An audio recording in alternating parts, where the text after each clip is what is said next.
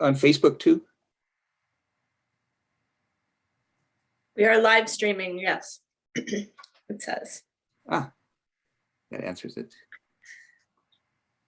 All right. Hello and welcome to the Buffalo Corner.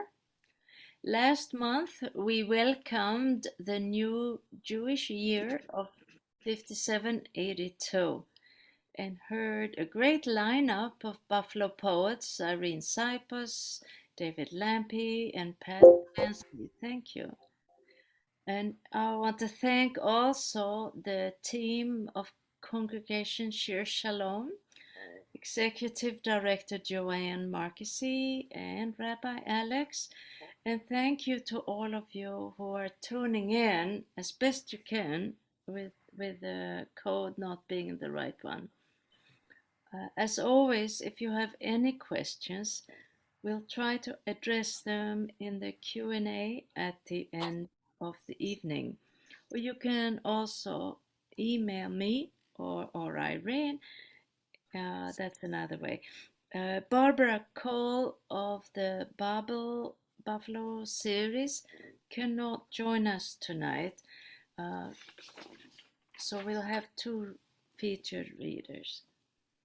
Now, next month on November 18th, we have another great team coming to the Buffalo Corner, including a repeat offender who is here tonight, I believe, Teres Papins, who have read for us before on our annual Mystery Night, but who will debut as a poet in November. Also, from Hudson Valley, we have a friend of mine, Ken Holland, whom I've had the pleasure of exchanging poems with for the last couple of months. He calls himself a strayed Jew, but he's a great poet, fabulous. So I do hope you will join us for that. And we are also welcoming Evelyn Brady, a great local poet from Buffalo. Now, with further ado, it's my unique pleasure to introduce Rabbi Alex as our first featured reader tonight. Now, you have all heard of the famous painter Pablo Picasso. He was once asked what it's like to be a great artist. He answered that when he was young, poor, in Montparnasse, Paris, and unknown, he felt great when other painters came to his studio for advice about their paintings. Should I put there's a lot of other people, Danny. Oh, okay, good. Should I put a little more purple here, a little more orange, some red? So this was how Picasso felt, and likewise I felt it when Rabbi Alex came to me before the pandemic and asked me if I would read his new poetry manuscript. I mean, those of you who know me, you know I don't mince my words, but hey, this was my rabbi. So if I told him anything worthwhile, it was about this one poem in his new book that I'm sure he will read from tonight. I said, you have to land, you have to end on this particular line. So here's the poem. I hope, Rabbi, you can read it again, the whole thing. I'm just reading a few parts from the end. You ask for me to cry with you and not stand up and walk away. So much of it seeps into me like oceans, planets, like your soul itself, hoping that the deep, black hole you say sits in your dreams will lift off your heart, flying like a shadow and disappear into the darkness of the room in which we sit. Sadness is just that. Feel it even in this poem. The very thing that makes us fly. So if I contributed anything to Rabbi's new book, I'm glad that he ended on that line. Now, Alex Lazarus Klein came to Buffalo in the fall of 2008 to serve as rabbi at Temple Sinai, that now joined with Temple Bethlehem and is called Congregation Shir Shalom. He brings warmth, creativity, and compassion to the role of synagogue rabbi. A 2004 graduate of the Reconstructionist Rabbinical College, he also holds master's and bachelor degrees from the Jewish Theological Seminary, as well as a bachelor's degree in creative writing from, can you get any better than this? Columbia University. He currently resides in Amherst with his wife, Ashira, 3 young children, Shara, Boaz, and Noam, and 2 dogs, Akiva and Nava. I give you featured reader Alex Lazarus Klein. Well, Gunilla, I'm very humbled by your words and by your poetry and by your support. Just before I begin actually reading, what is my time frame? Just so I know, I'll try to stick to my time frame. Oh, it's always 20 minutes, Rabbi, for featured readers. Okay, 20 minutes. Okay, I got it. All right, I'm going to be reading to you from the collection that Gunilla was holding. And I really want to thank not only Gunilla and Irene and Perry, but also Gary Earl Ross, who was the person that made it possible. And I'm now working on my second collection, which hopefully will be out this week even, just because I'm trying to get all the stuff I've written over the years into publication. And I'll have a third collection hopefully by the winter as well. So I'm going to read from kind of this new collection as well as the old collection. And I'm actually going to begin with a poem. It's called Nostalgia. And it's about my daughter, who's now 13. I guess she's not so young anymore. I had young children there. It's about an experience walking with her during the pandemic about a year and a half ago. I went chasing after places I've already been, sitting in pine groves as the light hit them just so, remembering where you once ran on pudgy legs, up steep inclines, so proud you made it to the top. You were chasing chickens as I fend off lurking roosters. I want to show you, my child, exactly how it felt as we walk ahead, trampling over freshly fallen leaves. But no matter how hard I try, I can't. You stand so far away, your legs not so pudgy anymore. Too much has happened. You need your own holding place where memories can blow like breeze, and you too could hope for so much more than this world can offer. So I'm going to switch to a poem I actually just wrote this week. So the new collection is called Wildflowers and Fireflies. And one of the things you might have noticed is there are a lot fewer fireflies around. And I just wanted to capture how exciting it was as a youth to be able to go looking for fireflies. I missed the fireflies and lightning bugs of my youth. We called them both.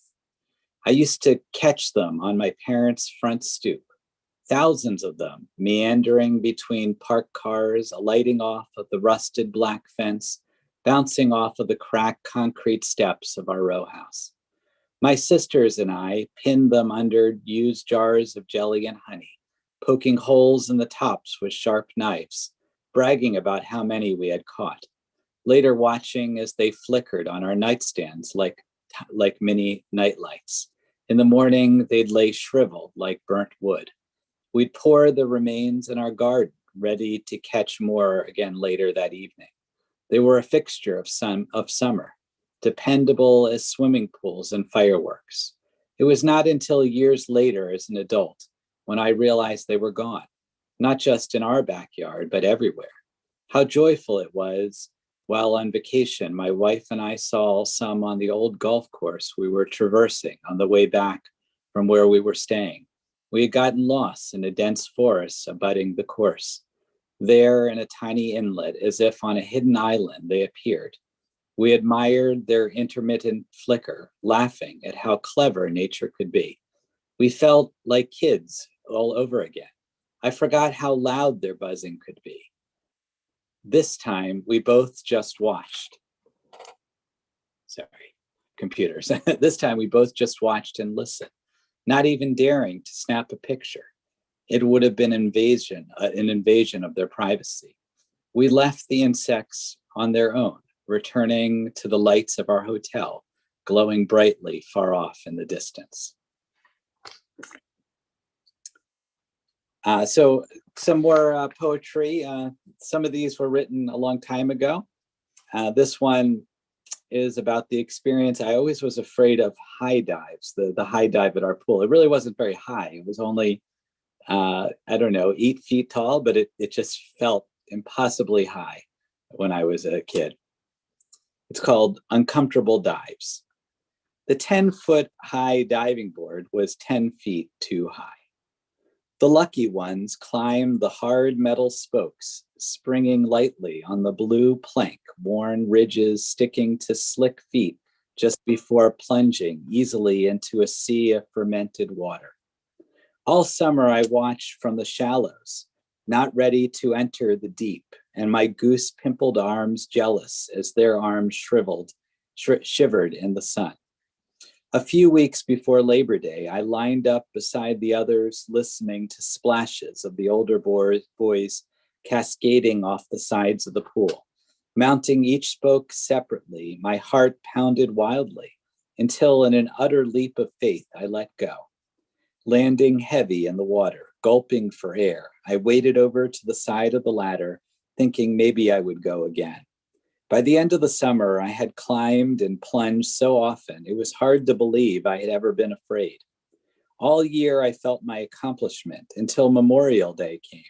With it, the lines at the pool and the knowledge that the 10-foot high diving board was 10 feet too high.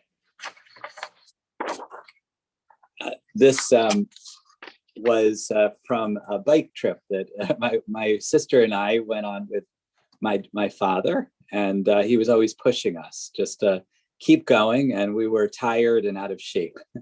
It's called The Last Hill. One more hill, my father yells from the rear of our group. The biking club is filled with people equipped with proper biking gear. They streak by, seemingly unencumbered by the Earth's gravitational pull. My sister and I, on the other hand, push up the winding road, dreading the elevation. Cars zoom by us as we teeter on the edge of the road. Slowly, a top emerges, and we collapse into the cement. We are off again. They had waited for us long enough. For a stretch, other hills appear, up and down, until we cannot help feeling like a yo-yo. The gears in my bike squeak with age. I am ready to remove myself from this contraption. We catch up to my father. Only one more hill, he repeats. What were those, optical illusions? But he is gone again, leaving us to navigate the roads. We are both walking our bikes at this latest challenge, feeling defeated. I realize my father and I might have a different definition of what a hill is.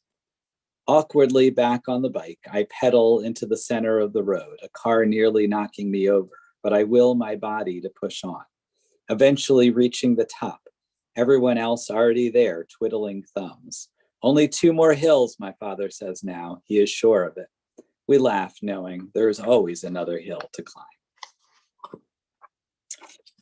And I learned to drive a little bit later than most people. I grew up in Philadelphia, and driving was extremely expensive and complicated. And it wasn't until I actually graduated undergraduate that I first drove. I think I was 21 years old. I had to drive because I was moving to Orlando. And if I didn't drive, I would be in big trouble. So this is called the driving lesson. Keep the car between the oil stains and you'll be fine. My driving instructor is fat, barely fitting in the passenger seat. We practice U-turns in a parking lot near Chinatown. I drive backward, trying to keep straight. He has me do it 3 or 4 times, up and down between the spaces, until he is satisfied. We head through the Italian market. 2 things you need to remember, he tells me. Number 1, always stop at a school bus sign. Number 2, never park your car on train tracks. You got that right, he laughs. I stop uneasily at a light. His foot curls against the extra brake. On the way back to the office, trolley tracks vibrate under the car. We park beside them, not on them. I wonder if this is what he had in mind. So just a couple more of these from this collection. This one is about my grandfather, who at the end of his life, he lived to, I think it was 82. He ended up diagnosed with Parkinson's and had a lot of dementia. And it's about one of my last visits to him. It's called Harrisburg on Father's Day. In the middle of a conversation, my grandfather begins to cry. My mother says it's part of his conditions. He has Parkinson's. We sit on the beach chairs outside of the Jewish home. People play golf across the way. A man in a striped gray shirt puts on the putts on the tailored green. My grandfather says he sees Gettysburg. He is back in the 1920s. He and his brothers cannot afford to enter the park. The sun slants over him, covering his shoulder. His head is tilted forward, chin touching chest. I walk away to lie in the grass. My eyes close. I listen to a conversation between my sister and grandmother. In my mind's eye, I see her pursed lips, afraid to disappoint my grandfather, even in his dementia. She comes every day between 11 and 4. She holds his cup as he sips cold soup. When she doesn't come, he complains. She cannot leave him. My little sister sings an old song. Let me call you sweetheart. My grandfather joins her, singing mumbled. I remember the way my grandmother would drive him to work, to make him meals, slave. Her busts of presidents, Jefferson, Lincoln, Washington, made on her free time, bronzed. Silent all those years, now with Parkinson's, he cries, because I'm in love with you. I wonder if she's heard him. Her eyes are focused on the back of his wheelchair. She stands. It's 3 and time to go in.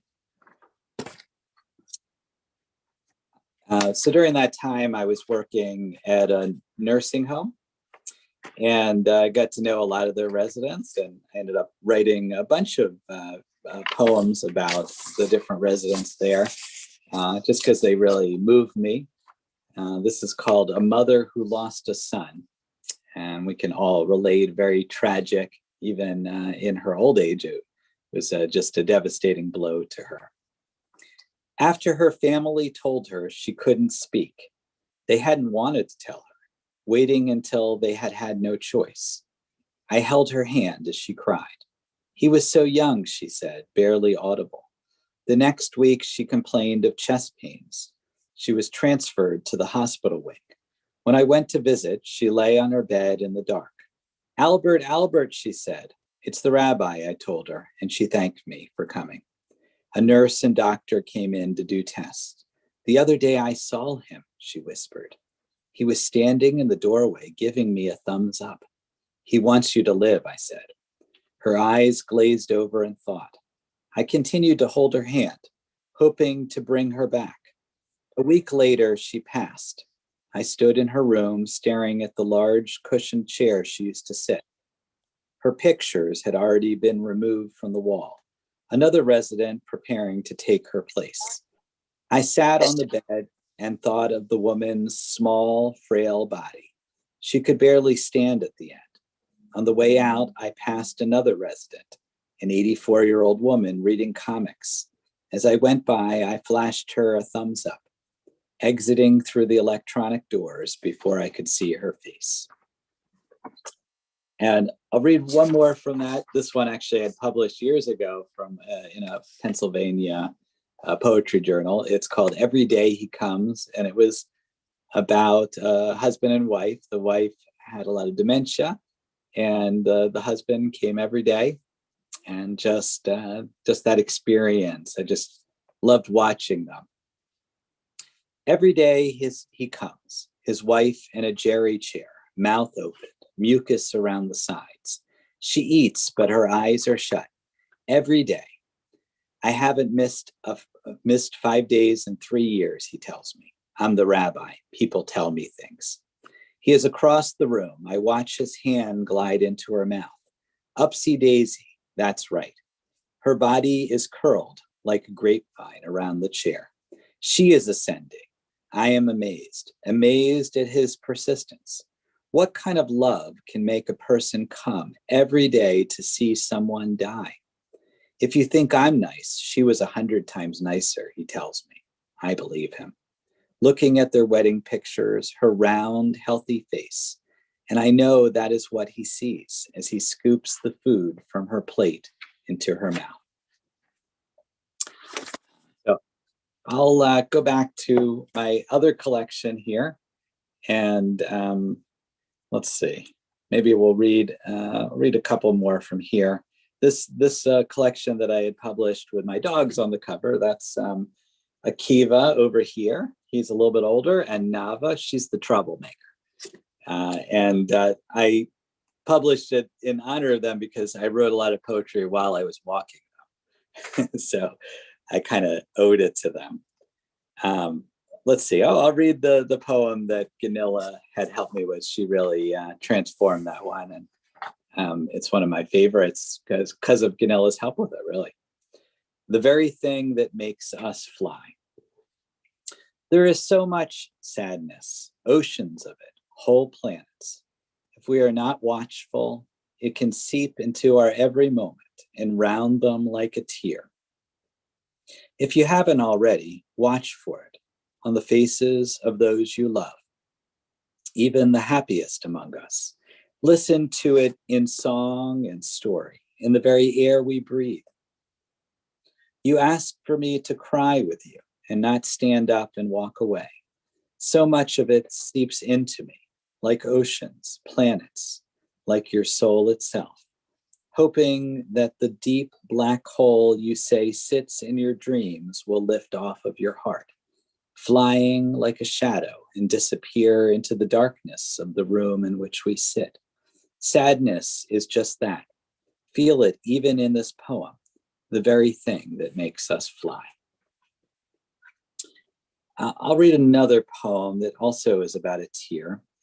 And this one is about Matthew, let me find it first, sorry, who was a very dear human being who, maybe I have it in my other collection. Just 1 second. Sorry, it gets confusing here. So this poem, almost there.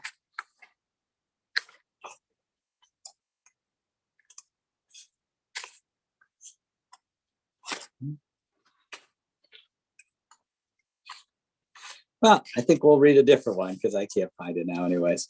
Why don't I read Wildflowers? That's another one in this collection. And it's about my 5th grade year and my teacher who encouraged us to collect wildflowers. We collected wildflowers in 5th grade, long stems and crocheted round plumes, soft, fuzzy flowers, caterpillar-like and elusive, bent heads, sad and droopy. We pressed them hard between laminated sheets, proudly writing in their Latin names, hanging them on the walls of our classroom. Our teacher told us not to call them weeds. Weeds were the name that gardeners had chosen for them because they didn't like how they looked in their gardens. For extra credit, she had us watch nature programs on PBS. I turned off Dukes of Hazzard in favor of Wild America with Marty Stouffer. I became a member of the station. I bought a book on birds and began to catalog the ones in my neighborhood. Robins and sparrows, blue jays and cardinals. They were as wild as the flowers. On my 11th birthday, I had a party at a nature reserve. I walked the muddy trails with my grandfather's heavy binoculars weighted on my chest. The world was filled with the sound of flying creatures. When I grew tired, I rested on fields of buttercups and dandelions, enjoying the pleasure of new growth beneath my body. The earth was soft and full. I was a wildflower. We were all wildflowers. No one, not even my friends, could call us weeds. I guess, let's see, we probably have time for one or two more. Yeah, one more, okay. So this is called Cursed Silence, and it will be at the conclusion of the stars, in fact, reverberate, buzzing like street lamps when on cool summer nights swarms of gnats surround them. And even when we think no one can hear, our hearts pound, bellies rumble, tears cry as they slide down our cheeks. If nothing can be heard, check your hearing. Even silence has sound, a slight grovel like a white noise machine. Just go and try, and what you think of as quiet will scream, turning even sunshine into piercing shards of light.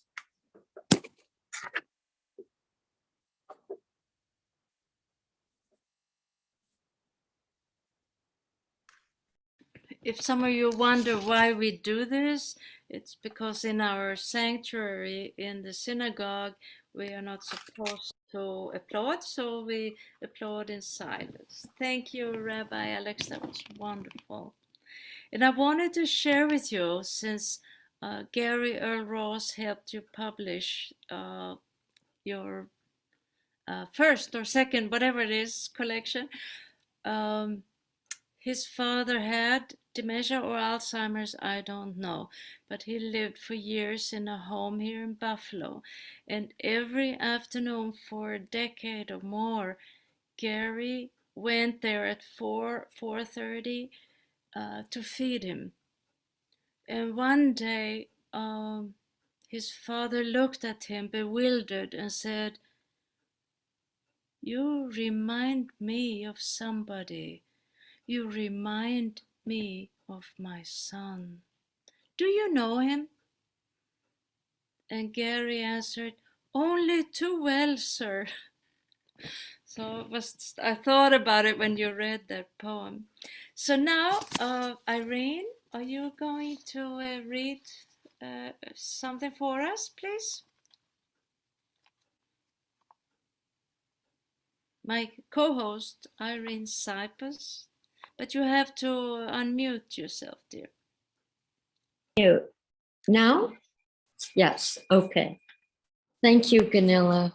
I have two little poems. They both have to do with October.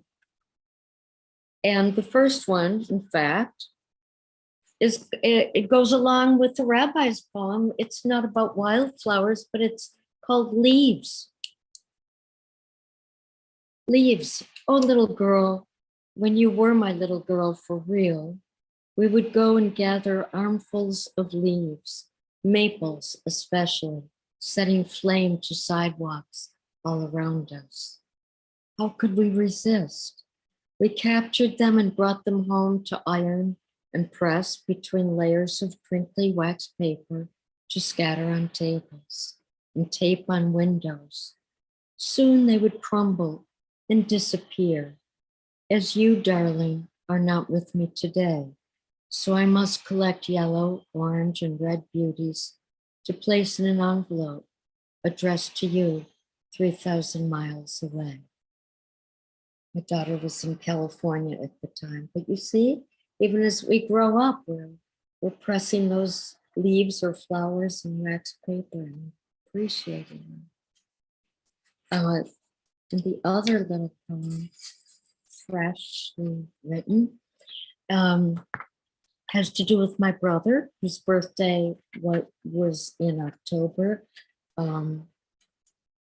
I no longer have my brother, who passed away several years ago. Double digit strong. My brother's bedroom had doors to the back porch. He could hear the row of poplars whistling all night, a chorus singing him to sleep. Sentinels of security delineating neighboring backyards from ours. Double doors, symbols of freedom, triggered my envy. He might unlock them, step out to survey the night sky. But sometimes on windy nights I'd warn him of ambiguous beasts or kidnappers lurking in emerald branches, plotting to break in, scoop us from our beds, tape our mouths so we could not call to our sleeping parents. Don't worry, he would assure me. I am 10, double digit strong.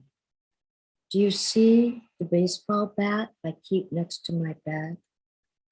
There it was, almost shining in the dark, his Louisville slugger propped upright, sworn by Henry to protect our childhood and vanquish demons at the door.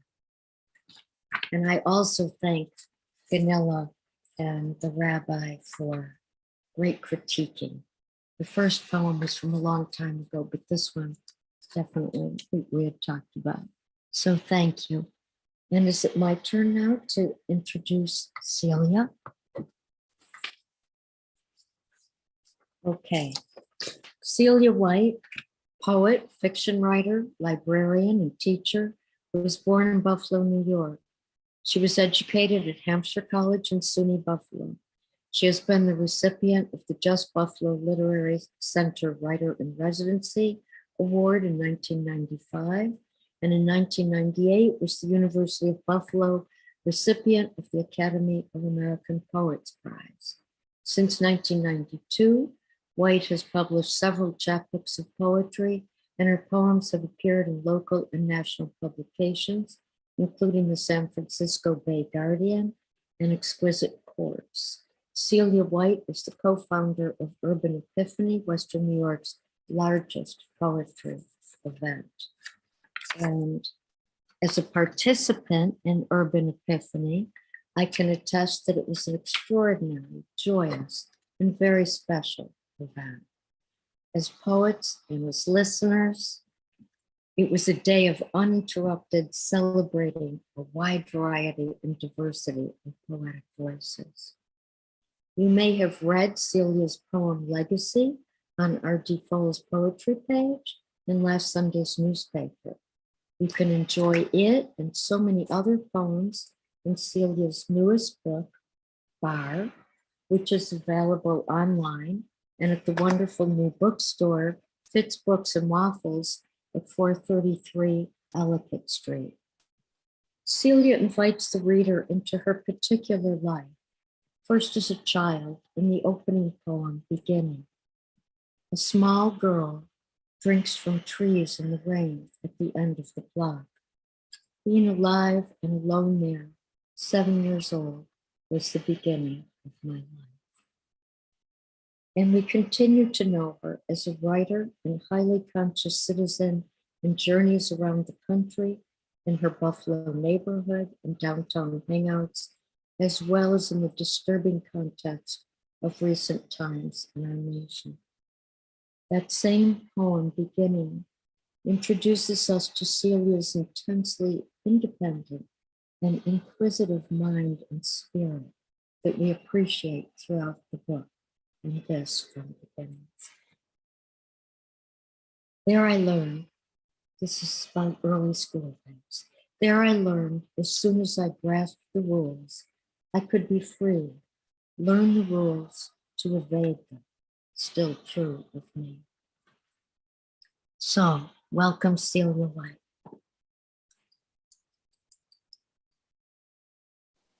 Hi, everyone. Irene, what a lovely introduction. Thank you so much. Thank you. And thanks for the memories of Urban Epiphany. Those are lovely times. And I also want to mention Gary Earl Ross, who's been a mentor to me since I was a very young person. I guess he's in our air tonight. So, I'm mostly going to read from Bar tonight. This is a book of almost all the poems were written during the pandemic, except for a handful that are quite old, which you'll probably pick up on. But I'm pleased with this little book. Usually I make my own books and, take them to a copy shop and staple them myself and the whole bit. But it was really a pleasure to put together this shiny thing. So I'm pleased with it. So I'm just going to read straight through probably. So thanks everyone for being here. The beginning. A small girl drinks from trees in the rain at the end of the block. Being alive and alone there, 7 years old, was the beginning of my life. On Royal Avenue, after my father was gone, and well after my mother had tried to leave forever, I had a tiger and a Band-Aid. I had books and a room. I had my umbrella and my grandma's hands.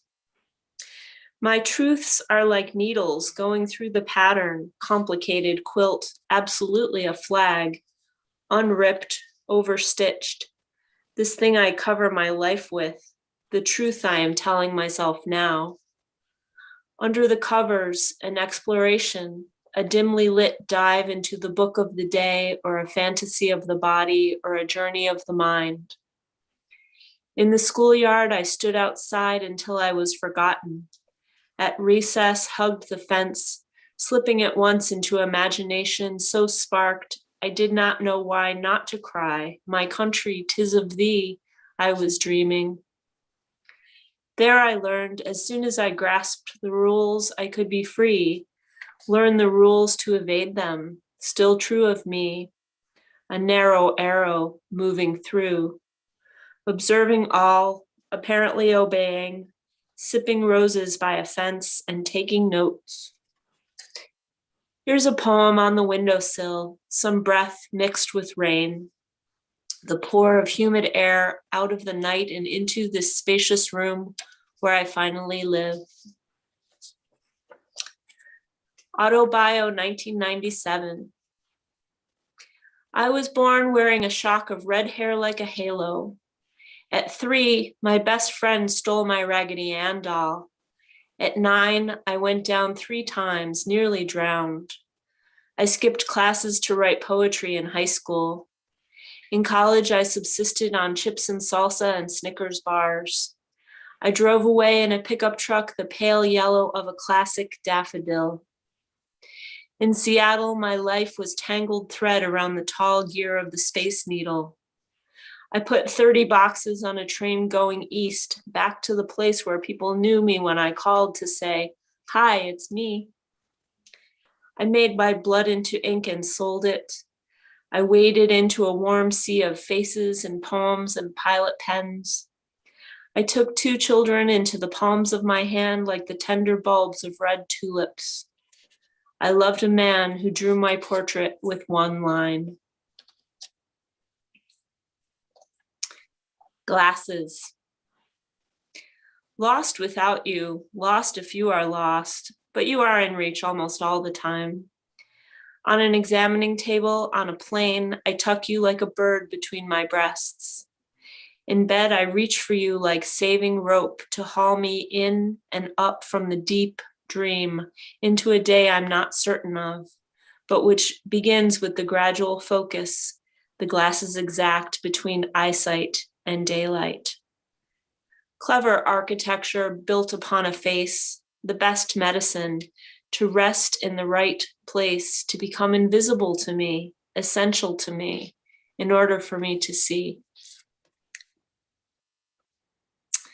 The Bob.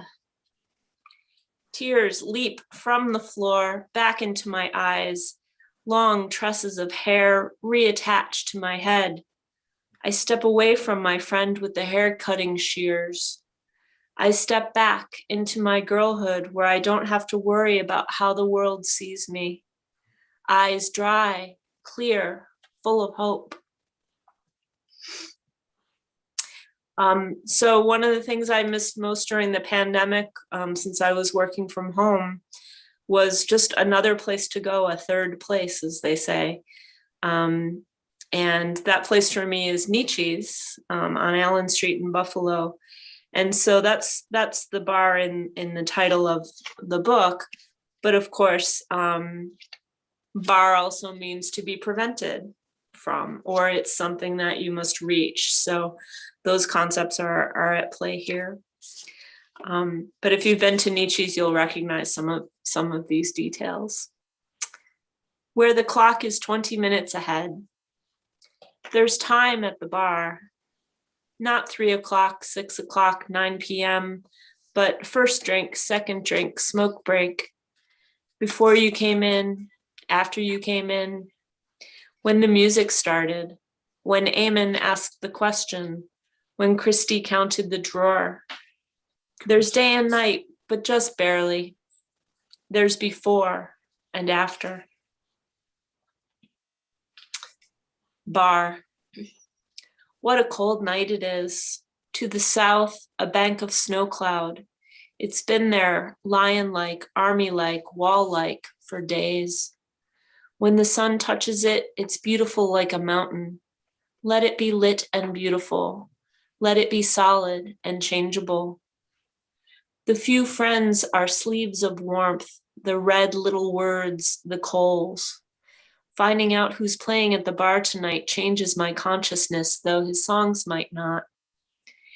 The wind shift, mind shaft the wine brings on. Like neon sign in the bar window, half lit, comes the truth of it.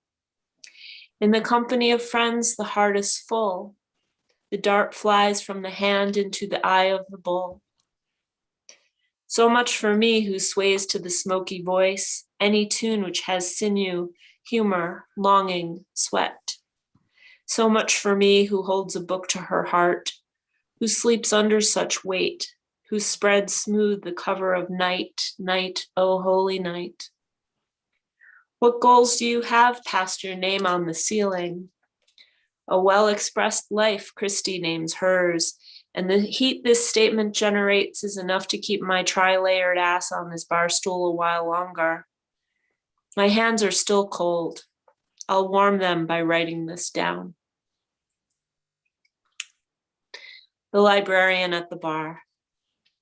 It's my mix on the system. I can hear it playing while I lock up my bike outside.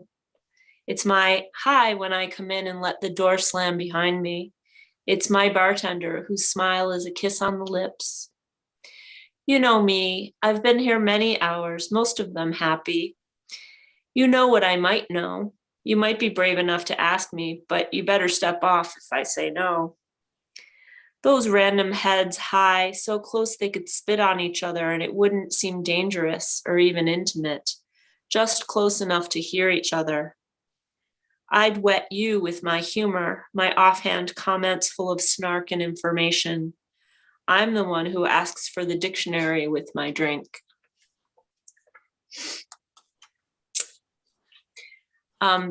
This book has several very personal poems that are really kind of missives to friends. So I'm not going to read those, but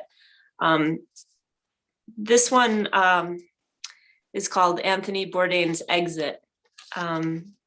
Like many people, I was really shocked when he died, and I found I had a lot to say about it. Anthony Bourdain's Exit. Shock still spraying the walls. Maybe he was ill or underneath some burden I don't know.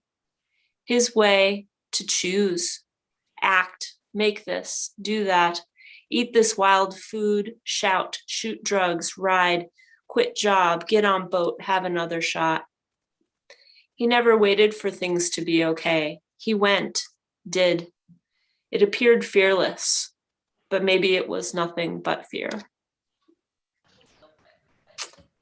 You maybe saw my little dog Harry on my lap earlier.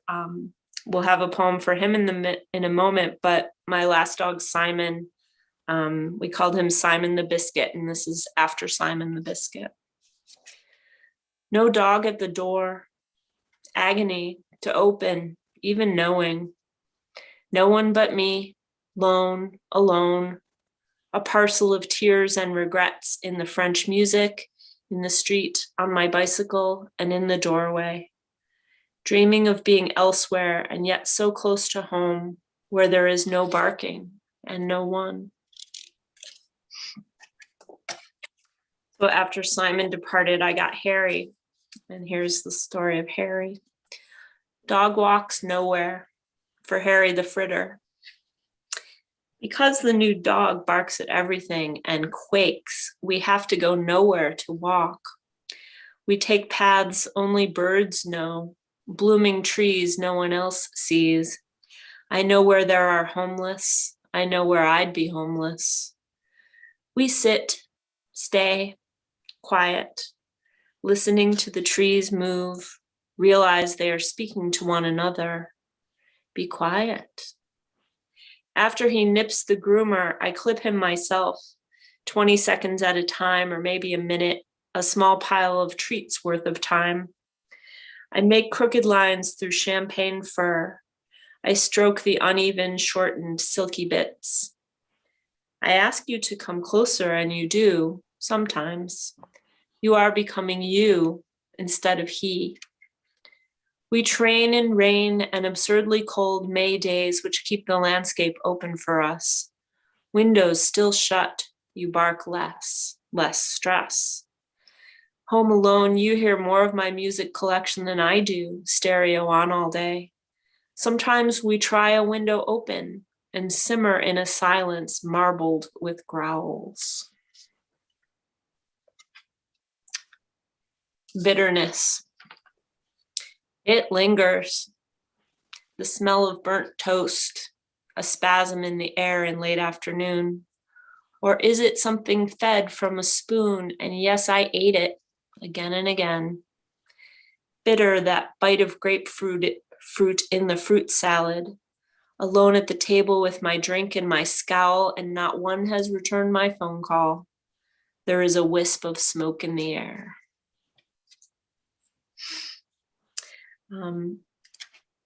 This next bunch are things that I wrote in the early months of the pandemic. This one from February 2021.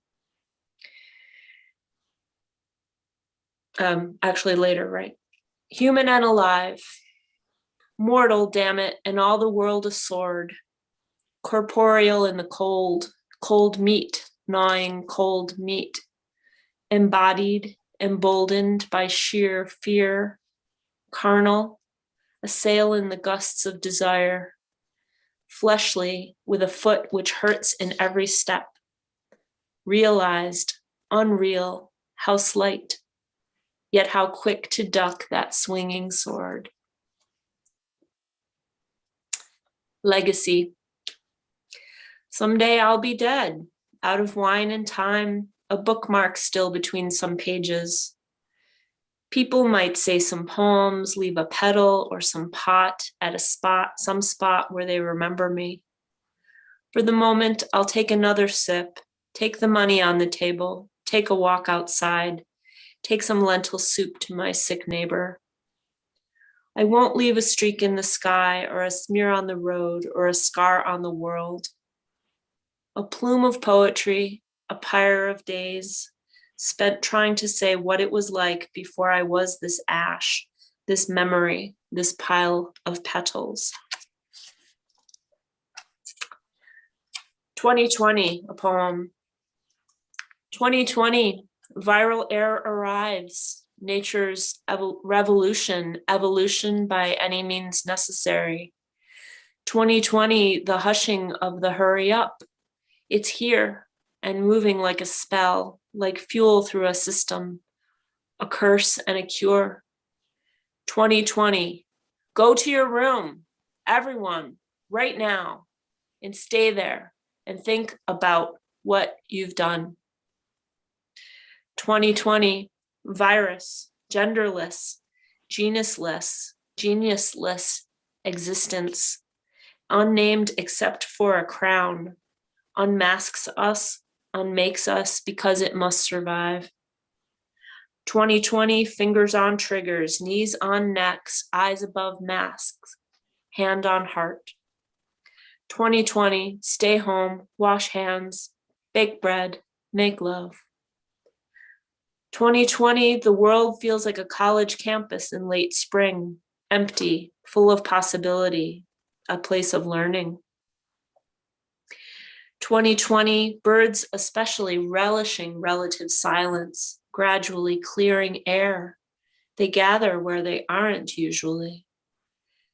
2020, the trees knew what air can do, already know, fire, wind, pollution. 2020, into the streets, no justice, no peace. Tell me what democracy looks like, busted monuments.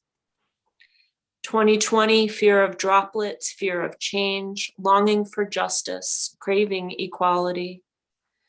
2020, corona feeling, all in one moment. Happy, sad, proud, afraid, angry, grieving, mystified, full of wonder. 2020, this gilded age, glitter on a cage, screens and vaccines. Here, eat this meme. 2020, World Health Organization, indeed, needed for peace in the world. 2020, personal bubble, viral video, absentee ballot. 2020, no school shootings because no school.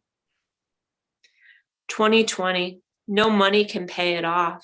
No power elected can stop it. No word can revoke it. No law can catch it. No beast can bite it. No protest or parade will bring peace. No fire can transform it. No water can drown it. No song can soothe it. No wish can make it go away. 2020, so goodbye to this last world of fire and trash, burning so fast. Near the end of this book is a poem called This is the Kali Yuga 2019. This is the Kali Yuga is a poem that I wrote in 2001 when I was living in San Francisco, and kind of witnessing the first real disintegration of this country and its ideals in a really public sense. So some of this poem is the old content, and then there's some new content as well.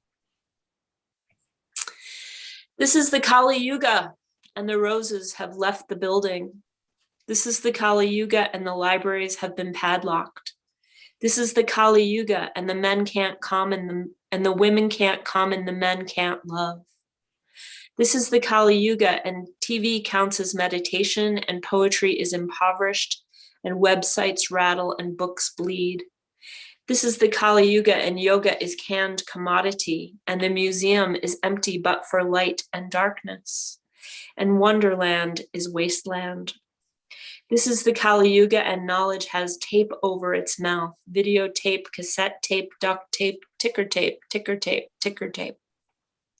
This is the Kali Yuga, and our breathing is shallow as rivers run dry, as trees die, as forests burn, burn, burn, as storms rise like the fierce punishing goddess.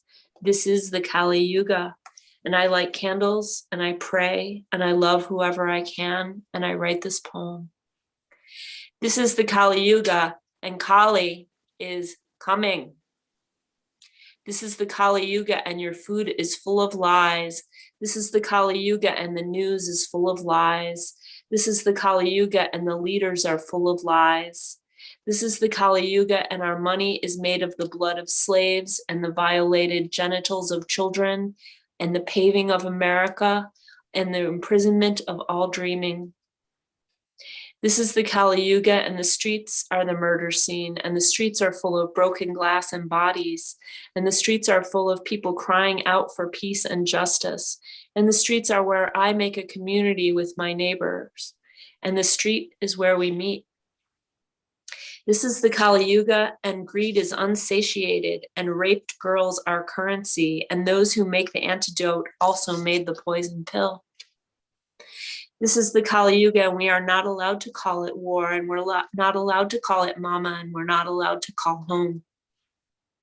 This is the Kali Yuga, and art is howling, and poetry is impoverished, and books bleed, and websites rattle. This is the Kali Yuga, and all movement is to the left. This is the Kali Yuga, and all movement is towards what's left. This is the Kali Yuga, and being a vegetarian will not save you, and being a mother will not save you, and low prices will not save you, and killing for an idea will not save you, and being a Buddhist will not save you, and being a Republican will not save you, and being a poet will not save you, and being put to death by the state will not save you, and being American will certainly not save you, and driving a hybrid will not save you, and worshiping the dead man will not save you, and hearing this poem will not save you. This is the Kali Yuga, and writing this poem will not save me. It's 2019, and only allegiance to the truth will save me. Kali says, tear the cursing t-shirt of those who can only see themselves. Brand each deceitful man on forehead and cock.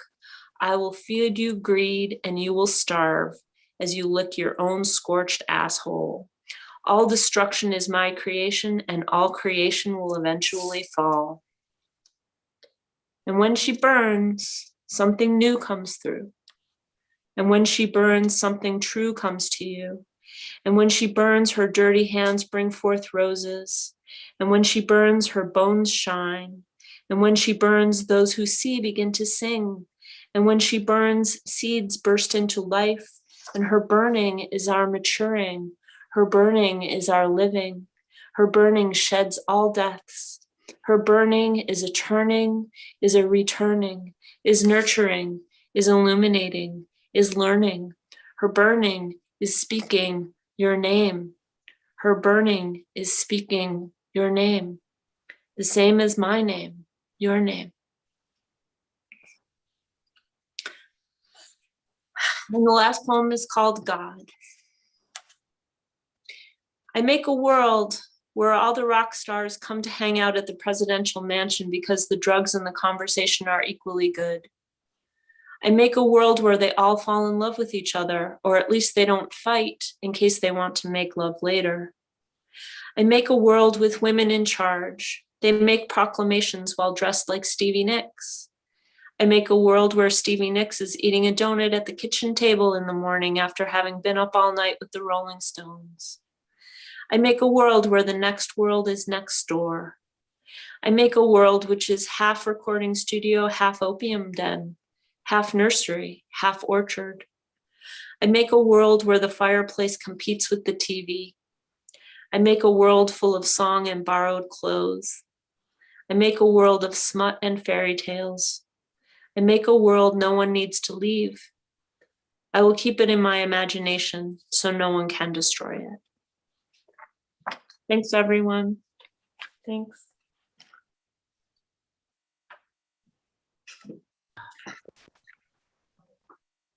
Thank you so much, Celia. I have read at your Urban Epiphany maybe 3 or 4 years, but I think this is the first time I've heard you read.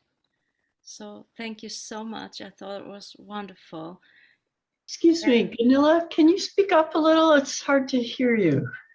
Oh, I am about as loud as I can get. Okay. I was just thanking Celia.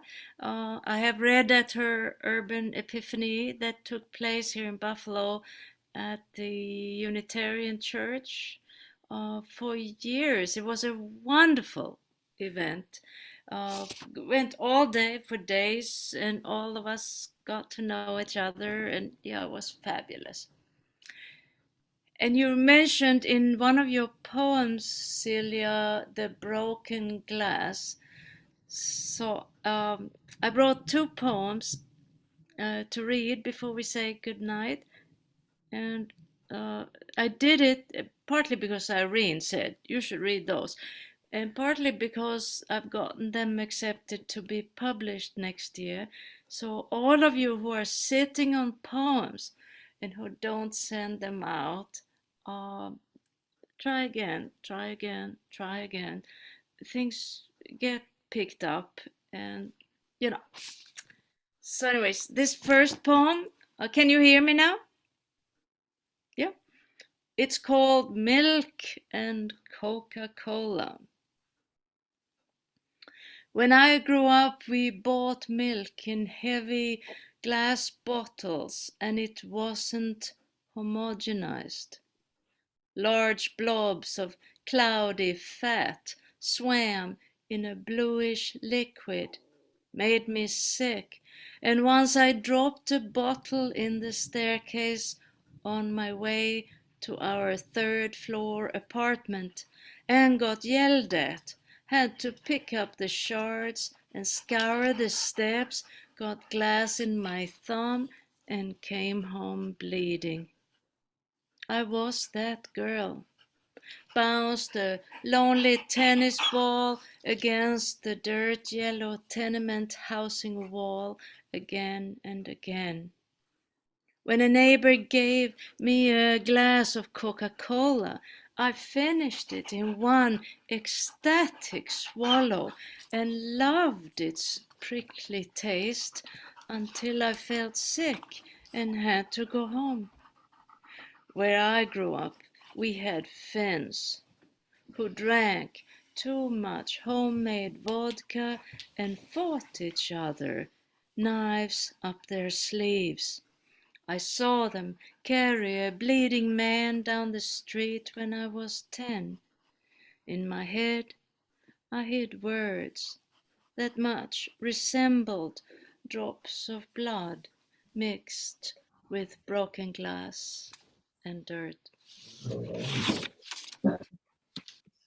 It's thundering over here. If you hear it, there's a lot of thunder going on. So here's my second poem, and then we are going to say goodnight until, unless somebody has a question and would like to ask something. This one is kind of a overview of a life. That is my life. Locked cages, open spaces.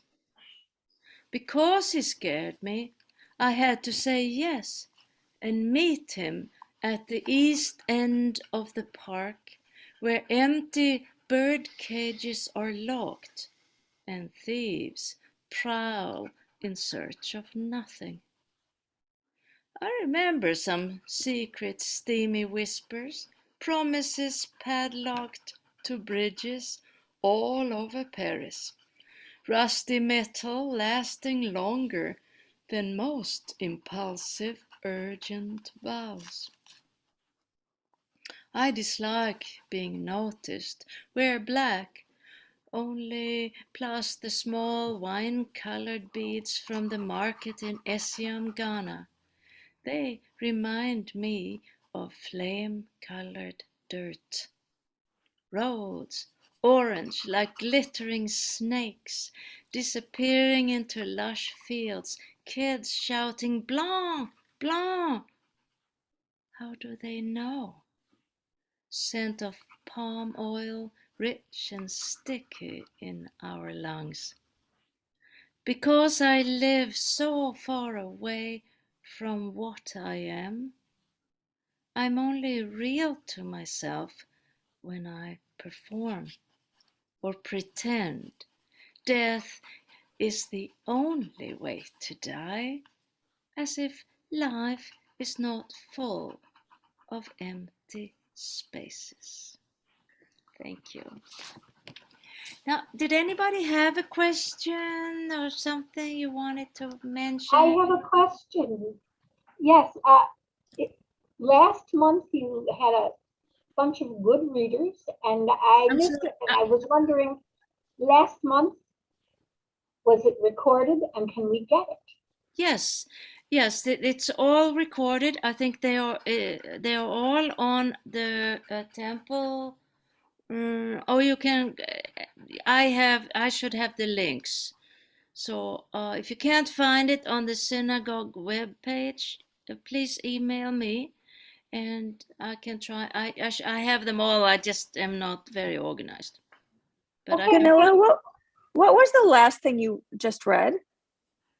the last thing I just read was my poem called Locked Cages, Empty Spaces. It was wonderful. Thank you.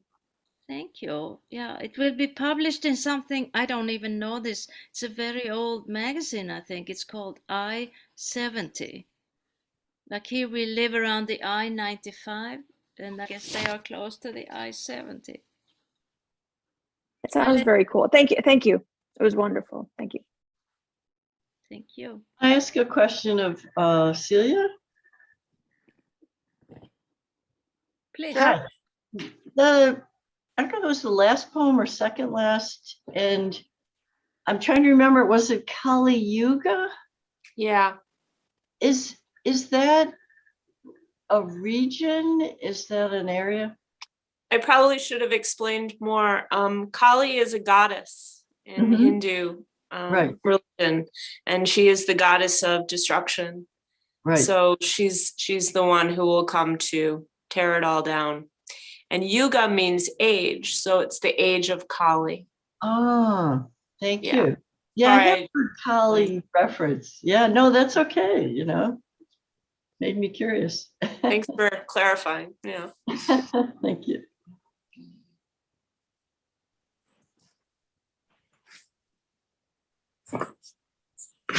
Do we have anybody else who want to ask a question or say anything? Otherwise, I will ask one of Celia, which is when, like, it's a bit of a two-part, which is when did you finish working on the poems that you have in Bar, and how do you feel about them since then? Well, a lot of them were actually written in a small group of poets. We've been meeting every Thursday. A few of them are here. So the heavily pandemic content was mostly written during that time. The older poems are the first few in the book, so the beginning. I have a style where I kind of collage poems, actually. So I'll go through notebooks and I'll have lines from different times of writing that I will assemble. So like the first poem in that book is very much like that. And the Autobio 1997, of course, is indeed from that time. How do I feel about them now? They don't feel to me like my old poems. Like when I read them, I recognize myself in them, but I feel as though they're rather different than my previous work.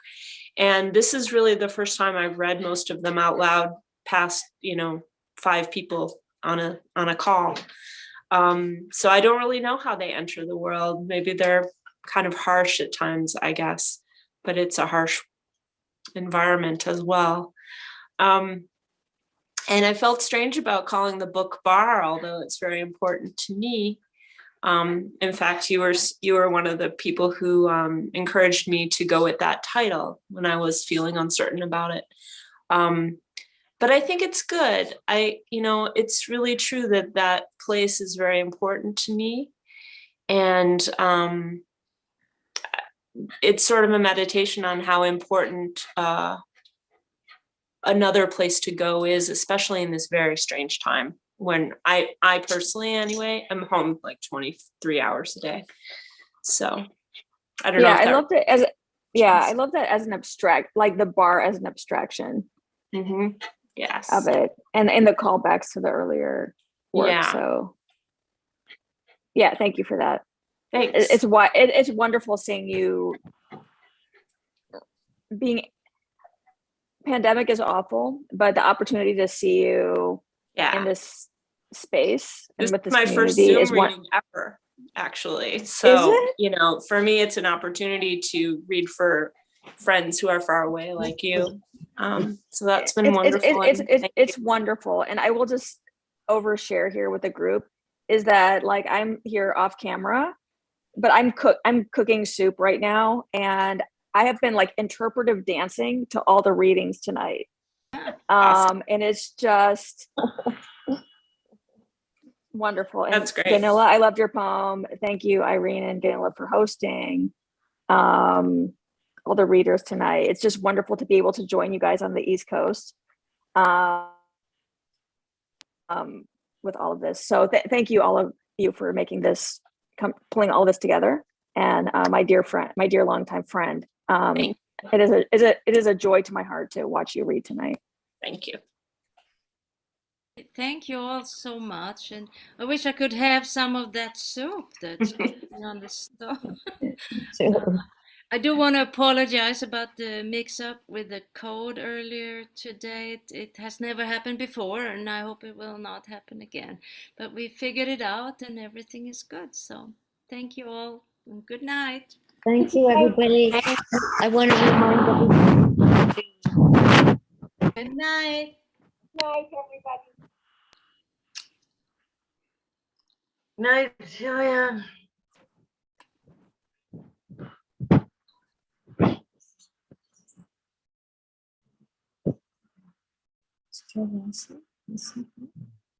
No. Because she was not. Night, Irene. So it all worked out. Thank you. Hope we didn't miss too many people.